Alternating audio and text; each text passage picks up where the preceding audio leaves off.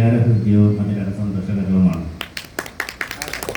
പ്രത്യേകിച്ചും 17 സംവത്സരങ്ങളുടെ ഇടവേളയ്ക്ക് ശേഷം ഇവിടെ നടക്കുന്ന പെരുങ്കളിയാട്ട മഹോത്സവത്തിൻ്റെ അനുഗ്രഹ പെരുമഴയിൽ ദീപ്തമായ ശ്രീ കേണമംഗലം ഭഗവതി ക്ഷേത്ര നടയിൽ നിന്നുകൊണ്ട് സംസാരിക്കുമ്പോൾ സാമൂതിരിയുടെ കയ്യിൽ നിന്ന് പട്ടും വളയും വാങ്ങിയ പയ്യന്നൂർ പൊതുവാളന്മാരുടെ തട്ടകത്തിൽ നിന്നുകൊണ്ട് സംസാരിക്കുമ്പോൾ ഞാനേറെ ധന്യനാവുകയാണ്.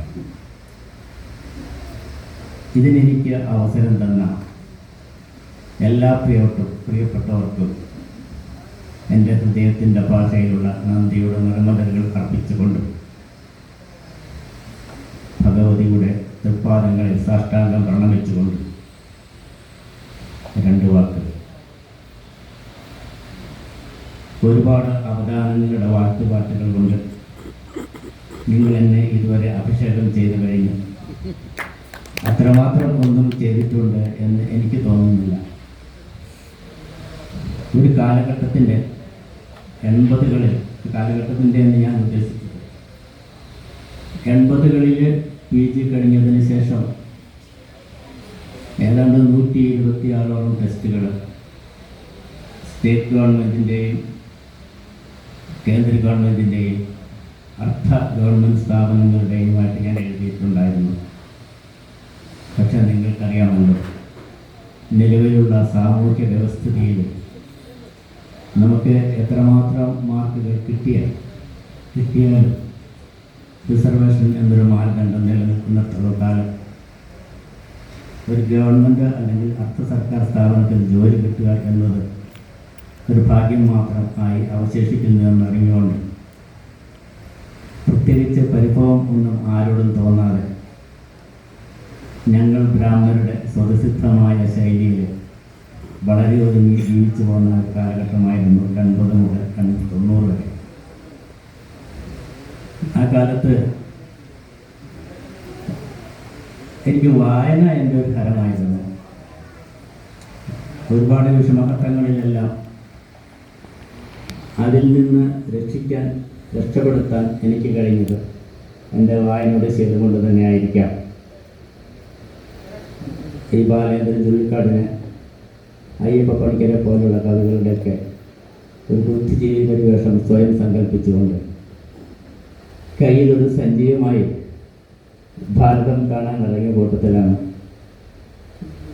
മുമ്പ് പറഞ്ഞ സംഭവം നടന്ന് ബോംബെയിൽ വെച്ചിട്ട് ഒരു കള്ളനെ പിടിക്കുന്നതും ഒരു ചെറിയ പാരിതോഷം തന്നതും അതുകൊണ്ട് കുറച്ച് നാൾ അവിടെ കഴിഞ്ഞു കൂട്ടാൻ അവസരം കിട്ടിയതുമൊക്കെ. തർക്കമെല്ലാം കഴിഞ്ഞ് തിരിച്ചെത്തിയപ്പോഴാണ് അച്ഛൻ ചോദിച്ചത്, എല്ലാം കഴിഞ്ഞെങ്കിൽ ഞാനൊരു കാര്യം പറയാം, നമുക്ക് ജോലിയൊന്നും കിട്ടുവാനുള്ള സാധ്യതയില്ല, ഭാഗ്യവുമില്ല. ഇപ്പം നിനക്കറിയാൻ പോകുന്ന പണി അല്ലെങ്കിൽ നിനക്ക് പഠിക്കാവുന്ന പണി ഒന്നെങ്കിൽ ഏതെങ്കിലും അമ്പലങ്ങളിൽ പൂജാരിയായിട്ട് പോവുക, അല്ലെങ്കിൽ അന്ന് പ്രശസ്തരായ ഒരുപാട് പാചകക്കാരുണ്ടായിരുന്നു. ഒരു പാണ്ഡൻ ശങ്കരൻ നമ്പൂതിരി ഉണ്ടായിരുന്നു കോട്ടയത്ത്. അന്ന് സംസ്ഥാന കലോത്സവങ്ങൾക്കൊക്കെ പാചകം ചെയ്തിരുന്ന ഒരു മലമേൽ നിലനിൽക്കാൻ നമ്പൂതിരി ഉണ്ടായിരുന്നു. ഇനിങ്ങാലക്കുട സുബ്രഹ്മണ്യൻ പ്രാന്തി ഉണ്ടായിരുന്നു. അങ്ങനെ ഒരുപാട് പാചകക്കാരുണ്ടല്ലോ, നീ ഒന്ന് ട്രൈ ചെയ്യുക, അവരുടെയൊക്കെ കൂട്ടത്തിൽ പോയി നോക്കാം, ഏത് വേണമെങ്കിലും ഒരു ചോയ്സ് എടുക്കാം, ഇനി അങ്ങനെ ഒരു കറക്കത്തിന് പോകേണ്ട കാര്യമില്ല എന്ന് പറഞ്ഞു. എൻ്റെ അച്ഛൻ ഒരു പാചകക്കാരനൊന്നും ആയിരുന്നില്ല. അദ്ദേഹം മാതംഗലീല പഠിച്ച ഒരാളായിരുന്നു. ആനയുടെ ലക്ഷണശാസ്ത്രം നല്ലോണം അറിയാവുന്ന ഒരാളായിരുന്നതുകൊണ്ട് ആനയെ വാങ്ങാൻ പോകുന്നവർ അച്ഛനെ കൂട്ടിക്കൊണ്ട് പോകാൻ പതിവുണ്ട്. അങ്ങനെ പലരുടെയും കൂട്ടത്തിൽ യാത്ര ചെയ്തിരുന്ന ആളായതുകൊണ്ട് തന്നെ അച്ഛൻ്റെ സാന്നിധ്യം ഇല്ലത്ത് വളരെ അപൂർവമായിരുന്നു. അതുകൊണ്ട് ഞങ്ങൾക്കൊക്കെ സ്വാതന്ത്ര്യം കൂടുതലുണ്ടായിരുന്നു. ന്യായമായ ഉഴപ്പൊക്കെ ആ കാലഘട്ടത്തിൽ നടക്കുന്നുണ്ടായിരുന്നു. അതിൻ്റെയൊക്കെ ഒരു പരിണത ഫലമായിരിക്കാം പിന്നീട് ഇങ്ങനെ ജോലിയൊന്നും കിട്ടാതെ പോയതെന്ന് അന്ന് വിശ്വസിച്ചിരുന്ന ഒരാളാണ്.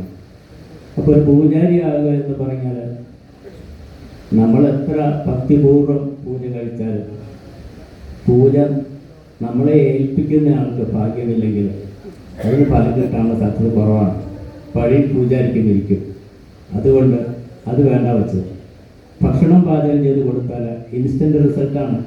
ആദ്യത്തെ ഒരു പന്തി കഴിഞ്ഞ ആൾക്കാർ ഊണിൽ കഴിച്ച് പുറത്തിറങ്ങുമ്പോൾ തന്നെ നമുക്ക് എൻ്റെ റിസൾട്ട് അറിയാവുന്നത് കൊണ്ട് ഞാൻ പാചകരംഗത്തേക്ക് കടക്കുകയായിരുന്നു. 1987 കാലഘട്ടങ്ങളിൽ എൻ്റെ ഗ്രാമമായ കുറിച്ചിത്താനത്ത് ഒരു ശ്രീകൃഷ്ണസ്വാമി ക്ഷേത്രമുണ്ട്. അവിടുത്തെ ഈ അമ്പലത്തിൽ നാമജപത്തിനെത്തുന്ന വളരെ ചുരുങ്ങിയ ചില ആൾക്കാർക്ക് അവിടുത്തെ തിടപ്പള്ളിയിൽ നിന്ന് ഭക്ഷണം പാചകം ചെയ്ത് കൊടുത്തുകൊണ്ടായിരുന്നു എൻ്റെ പാചക ജീവിതത്തിൻ്റെ തുടക്കം. അതുകൊണ്ട് തന്നെ അവിടുത്തെ മേൽശാന്തിയായിരുന്നു പാചകത്തിന് എനിക്ക് ആദ്യ പാഠങ്ങൾ പകർന്നു തന്നിരുന്നത്.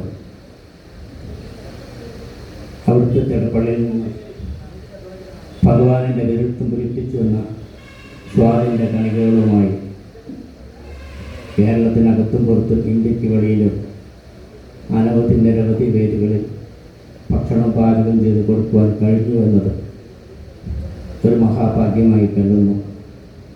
ഇതിന് എന്നെ പ്രാപ്തനാക്കിയത് എൻ്റെ പൂർവ്വസൂരികൾ ചെയ്ത സുഹൃത്തിൻ്റെ പുണ്യം ഒന്നുകൊണ്ട് മാത്രമാണെന്ന് ഞാൻ വിശ്വസിക്കുന്നു. എനിക്ക് ഇതിൻ്റെ ആദ്യ പാഠങ്ങൾ പറഞ്ഞു തന്ന എല്ലാ ഗുരുകാരണവന്മാർക്കും സാഷ്ടാംഗം പ്രണമിച്ചുകൊണ്ട് നമുക്ക് ഇനി തുടങ്ങാം. ചോദ്യങ്ങൾ ചോദിക്കാം. നന്ദി.